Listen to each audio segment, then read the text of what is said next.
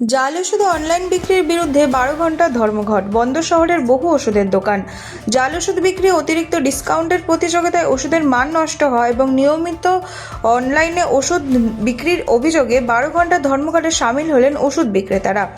গতকাল মধ্যরাত থেকে শুরু হয়েছে এই ধর্মঘট। All India organisation of chemist and ড্রাগিস্টের ডাকে দেশজুড়ে এই কর্মসূচি পালন করা হচ্ছে। সংগঠনের দাবি, জাল ওষুধের বাজার রুখতে এবং অনলাইন বিক্রিতে করা নজরদারি চালাতে সরকারকে অবিলম্বে কঠোর পদক্ষেপ নিতে হবে। ধর্মঘটের প্রভাব পড়েছে কলকাতার বিভিন্ন এলাকায়।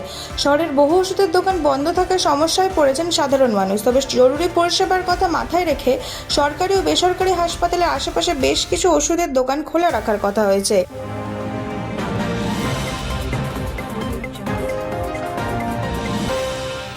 ডায়মন্ড হারবারে রাজনৈতিক সংঘর্ষ, বিজেপির অভিযোগ তৃণমূলের বিরুদ্ধে হামলার।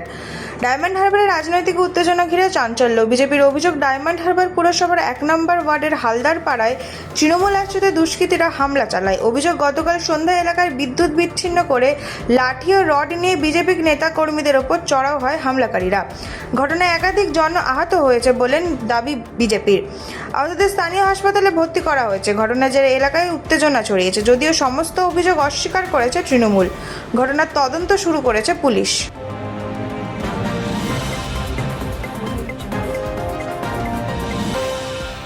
উত্তরবঙ্গে বড় বার্তা শুভেন্দুর, কাটমানি সিন্ডিকেট রাজ থাকবে না।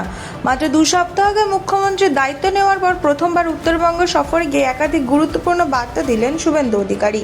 শিলিগুড়িতে প্রশাসনিক ও সাংগঠনিক বৈঠকের মাঝে তিনি দাবি করেন, গত 2 সপ্তাহে এই রাজ্যে বহু ব্যবস্থার পরিবর্তন শুরু হয়েছে। মুখ্যমন্ত্রীর কথায় এই সরকার মানুষের সরকার হবে, জনগণের সরকার হবে। নির্বাচনের আগে প্রকাশিত সংকল্পপত্রের প্রতিশ্রুতি নির্দিষ্ট সময়ের মধ্যেই পূরণ করা হবে বলেও আশ্বাস দেন তিনি। আগামী 1 বছরের মধ্যেই মানুষের কাছে দেওয়া অধিকাংশ প্রতিশ্রুতি বাস্তবায়নের লক্ষ্য নিয়েছে সরকার বলে জানান শুভেন্দু। উত্তরবঙ্গের মানুষের দীর্ঘদিনের সমর্থনের কথা উল্লেখ করে তিনি বলেন, উত্তরবঙ্গ হলো বিজেপির ভদ্রাসন। পাশাপাশি কাটমানি ও সিন্ডিকেট রাজের বিরুদ্ধে কড়া অবস্থান বার্তা দিলেন শুভেন্দু অধিকারী। কাটমানি সিন্ডিকেট রাজ থাকবে না। প্রতি মাসে উত্তরবঙ্গে এসে উন্নয়ন ও সংগঠনের কাজ খতিয়ে দেখবেন বলেও ঘোষণা করেন মুখ্যমন্ত্রী। সমাজের সব স্তরের মানুষের মতামত নিয়ে সংকল্পপত্র তৈরি হয়েছে উল্লেখ করে সাধারণ মানুষকে পরামর্শ লিখে পাঠানোর আহ্বান জানান তিনি। এইমস, IIM, IIT, ক্যান্সার হসপিটালও তৈরি করা হবে। তার দাবি, মানুষের মতামত গুরুত্ব সহকারে খতিয়ে দেখা হবে।